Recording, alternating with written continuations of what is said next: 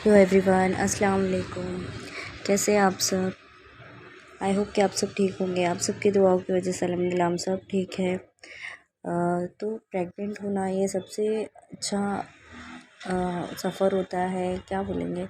Pregnant जो जब हम प्रेग्नेंट होते हैं तो हमारे मन में बहुत सारी इच्छाएं होती है, क्या होगा, कौन सा बेबी होने वाला है, बेबी गर्ल होगी या बेबी बॉय होगी। ये सब तो स्टार्टिंग में लगता है, लेकिन जैसे टाइम 9 मंथ तक हम पहुंचने लगते हैं तो हमारे मन में ये आने लगता है कि हमारा क्या होगा, सी सेक्शन होगा या नॉर्मल डिलीवरी होगी। तो बहुत से लोग प्रेफर करते कि हमारी नॉर्मल डिलीवरी ही हो।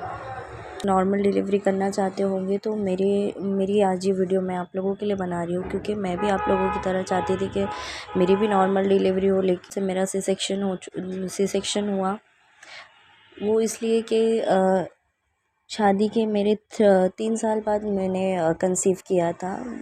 सब लोगों ने बोलना स्टार्ट कर दिया था कि क्यों नहीं हो रहा है इसको, बेबी क्यों नहीं रह रहा है। एट द लास्ट फिर मुझे एक बेबी रहा, लेकिन 1.5 मंथ का ही था। वो ग्रो नहीं कर रहा था मेरा बेबी, जो फर्स्ट मैंने कंसीव किया था।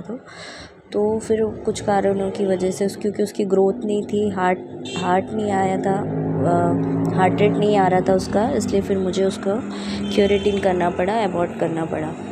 फिर उसके थोड़े ही दिन बाद मैंने फिर से कंसीव किया आफ्टर 3 मंथ।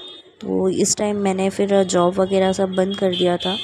पहले प्रेगनेंसी जब मैंने कंसीव की, जो अबॉर्ट हुआ, तब मैं जॉब करती थी।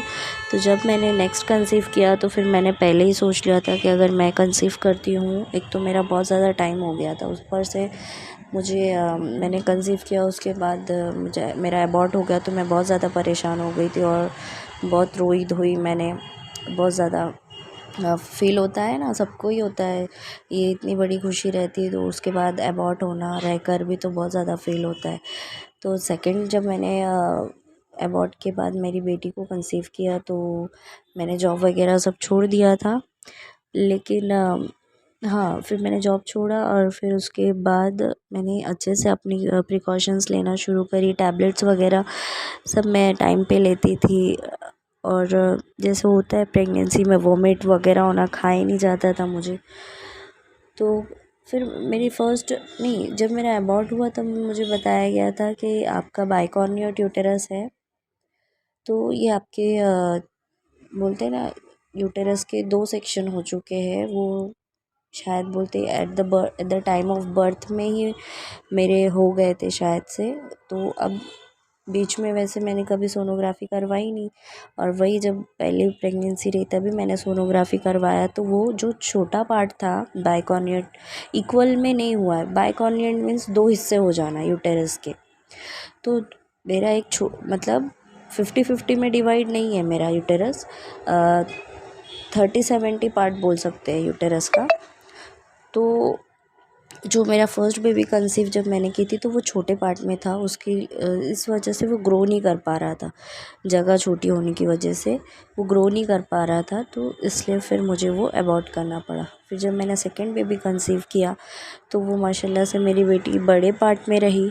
अब वो मेरा सही सोनोग्राफ़ी थी या रॉन्ग था ये नहीं पता मुझे, लेकिन अगर आपको भी ऐसे कुछ निकलता है तो आपको 2-3 जगह या 1-2 जगह डबल से आपको सोनोग्राफ़ी करवाना चाहिए, फॉर द कंफर्मेशन, आपकी नॉलेज के लिए कि ये सच में मेरा बाइकॉर्नियल यूटेरस है या नहीं है। एक जगह अगर आपने एक जगह सोनोग्राफ़ी करवाया है तो आपकी दिल की तसल्ली के लिए, जो मैंने किया गलती वो आप मत करिए अगर आप नॉर्मल डिलीवरी चाहते हो तो ये डॉक्टरों ने मुझे पहले से ही डराना शुरू कर दिया था कि आपका बाइकॉर्नियल यूटेरस है तो नॉर्मल का कोई भी चांस नहीं है, क्योंकि हम पेट को दबाएंगे नहीं, पेट पुश नहीं करेंगे अगर पेन आता है तो फिर जब मैंने सेकंड कंसीव किया तो स्टार्टिंग से ही सब मुझे बताने, डॉक्टर बोलने लग गई कि 9 मंथ तक मैं जाते जाते, तो फिर मैं नॉर्मल के लिए मैं बैठी थी कि हाँ अभी टाइम कंप्लीट होगा, क्योंकि मेरी बेटी ने मेरा पूरा टाइम लिया, जो भी सोनोग्राफ़ी के हिसाब से टाइम दिया गया था ना,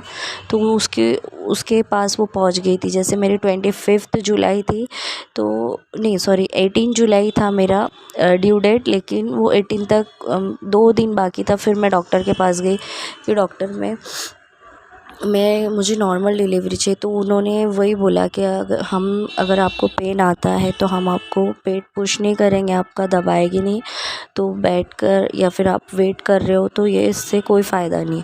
तो फिर चूँकि मेरा एक बेबी मैंने खुद से पहले ही खो दिया था, तो मैं चांस लेना नहीं चाहती थी। तो इसलिए फिर मेरी सास ने भी बोला कि नहीं, मुझे मेरा मतलब बच्चा और तुम दोनों सलामत चाहिए, तो मुझे सी सेक्शन करना पड़ा। यहाँ पर मेरा बोलना ये है कि फिर यही बीच में दूसरे डॉक्टर को मैंने कब रेफ़र किया, जब मेरा 9 मंथ कंप्लीट होते आया तब मैं दूसरे डॉक्टर के पास गई। तो उसने मुझे बोला कि हाँ, अगर आप बाइकॉर्नियट आपका होता तो आप इतने मंथ तक कैरी नहीं करते। फिर भी मैंने उसका सुना, लेकिन मेरी सास के दिल में कहीं न कहीं डर था, तो उन्होंने बोला नहीं, मैं रिस्क लेना नहीं चाहती हूँ, इसलिए आपको सी सेक्शन करना पड़ेगा। तो उनकी बातें सुनते हुए मैंने सी सेक्शन कर लिया। तो आज मुझे रियलाइज़ होता कि काश मैं वो जो दूसरे डॉक्टर के पास गई थी, उसने बोला था वो सही था कि अगर आपका बाइकॉर्नियल यूटेरस है तो आप कंसीव 9 मंथ तक नहीं कर सकते हो, वो आपको अबॉर्ट ही हो जाता है 7 या 8, या फिर डिलीवरी हो जाती है 7 या 8 मंथ तक ही बेबी यूटेरस उसको इतनी देर तक कैरी नहीं कर सकता। तो वो चीज़ें शायद मैंने गड़बड़ में बहुत सारी चीज़ें मिस कर दी डर के मारे। तो मेरा आपको यही मैसेज है कि अगर आपकी भी सोनोग्राफी में ऐसी कुछ मतलब प्रॉब्लम्स आती है, बाइकॉर्नियल यूटेरस है या सेप्टम है आपके यूटेरस में, तो आप उसको 1-2 जगह दिखाएं अर्ली, मतलब जल्दी ही दिखा लें 2nd या 3rd मंथ में, ताकि आप जो डॉक्टर से कंसल्ट कर रहे हैं वो आपको क्लियरली बता दी। 1 या 2 जगह आप प्रेफर करें कि डॉक्टर से बातचीत करें कि मैं नॉर्मल डिलीवरी हो सकती है, और बहुत से केसेस में हो भी जाती है। तो आप डॉक्टरों को कंसल्ट करते रहिए।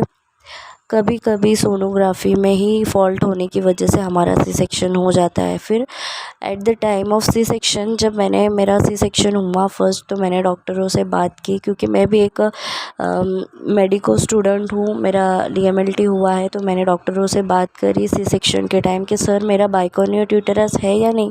तो उन्होंने बोला नहीं, आपका बाइकॉर्नियल नहीं है। तब मुझे इतना शॉकिंग लगा कि एक सोनोग्राफी रॉन्ग होने की वजह से मेरा सी सेक्शन हो गया।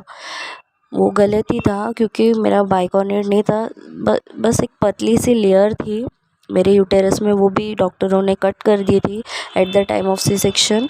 और उन्होंने मुझसे पूछा भी कि आपको कैसे पता है ये सब। तो मैंने बोला भी कि मैं मैंने उस पर सर्च किया था कि मेरा बाइकॉर्नियल यूटेरस है, इसलिए मैं खुद से ही चली गई थी मेरा सी सेक्शन करवाने।